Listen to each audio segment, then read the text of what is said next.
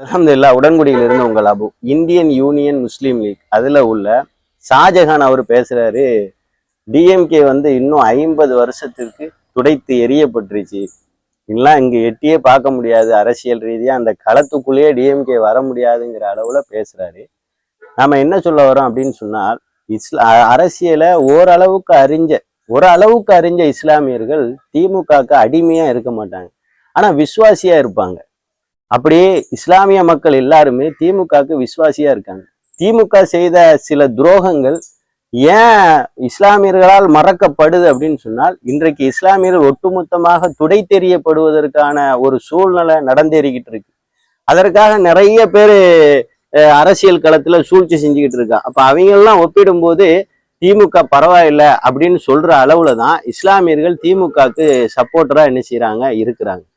அப்போ அந்த மாதிரிதான் இவங்களும் இருந்தாங்க. ஆனா இன்றைக்கு எதிரான கட்சிக்குள்ள வந்த உடனேவே இவங்க நன்றி கெட்டத்தனமா நடக்கிறத நாம என்ன செய்யறோம் பார்க்கிறோம். அது மட்டும் இல்லாம திமுகவோட இருக்கும் போது அதிமுகவோட கூட்டணி வைக்கிறதுக்காக பேசுறாங்க, அதனால நாங்க வெளியேறோம்னு சொல்லியிருந்தா அது சால சிறந்தது.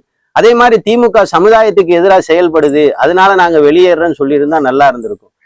அப்பவெல்லாம் திமுகவுக்கு ஆதரவா இருந்துட்டு, திமுகவுக்கு இன்னும் சொல்ல போனா பேசின பேச்செல்லாம் அடிமைத்தனத்தை வெளிப்படுத்துறது போலவே பேசிட்டு, இன்னைக்கு எதிராக வந்தோடனே யாருடைய விசுவாசத்தை பெறுறதுக்காக, யாருடைய அனுதாபத்தை பெறுறதுக்காக திமுகவை எதிர்த்து பேசுறாங்கன்னு தெரியல. இந்த பேச்செல்லாம் பார்க்கும்போது இவங்க திமுகவுக்கு அடிமையா இருந்திருக்காங்க. இஸ்லாமியர்கள் திமுகவுக்கு அடிமை இல்லை, விசுவாசிகள் தான். ஆனா இவங்க தான் திமுகவுக்கு அடிமையா இருந்திருக்காங்க. அது மட்டும் இல்லாம இது போன்ற அரசியல்வாதிகள்லாம், இது போன்ற இஸ்லாமிய கட்சிகள் எல்லாம் இஸ்லாமியர்களுக்கு ஆதரவாவோ சமூகத்துக்கு ஆதரவான கட்சிகளோ கிடையாது. ஒட்டுமொத்தமாக சுயநலவாதிகளாகத்தான் இந்த அரசியல்வாதிகளை நாம என்ன செய்யறோம் பார்க்கிறோம். ஒரு நேரத்துல இந்த கட்சி, அதாவது இந்தியன் யூனியன் முஸ்லீம் லீக்குங்கிற கட்சி சமூகத்துக்காக இருந்திருக்கலாம், சமூகத்துக்காக ஆரம்பிக்கப்பட்டிருந்திருக்கலாம். ஆனா இன்றைக்கு அப்படி இல்லை, சுயநலவாதிகளாகத்தான் நாம என்ன செய்யறோம் பார்க்கிறோம். அதனாலதான் பழனி பாபா ரொம்ப அழகா சொன்னாரு, நான் ஏறிய குதிரை தான் திமுக அதிமுக, இது எல்லாம் நான் ஏறிய குதிரை தான், பாமக கூட நான் ஏறின குதிரை தான், நான் சென்ற பாதை கிடையாது அப்படின்னு சொல்லி. அதே மாதிரி இஸ்லாமியர்கள் தெளிவா இருக்கிறாங்க, நாங்க ஏறுற குதிரை, அந்த குதிரைக்கு நாங்க விசுவாசமா இருக்கிறோம், ஆனா நாங்க செல்லுகிற பாதை அது கிடையாது.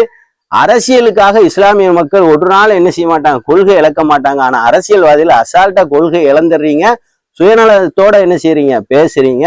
உங்க பேச்சு சமூகத்துக்கு எல்லளவும் பலனளிக்காது. இதை கண்டிப்பா சொல்றதுக்கு ஒவ்வொரு இஸ்லாமியனும் கடமைப்பட்டிருக்கோம். அந்த அடிப்படையில நாம இந்த வீடியோவை பதிவு செஞ்சிருக்கோம். நன்மையை நோக்கி பயணிக்கிற நல்ல மக்களுடைய பட்டியல்ல இறைவன் உங்களே என்னை இடம்பெற செய்யுது.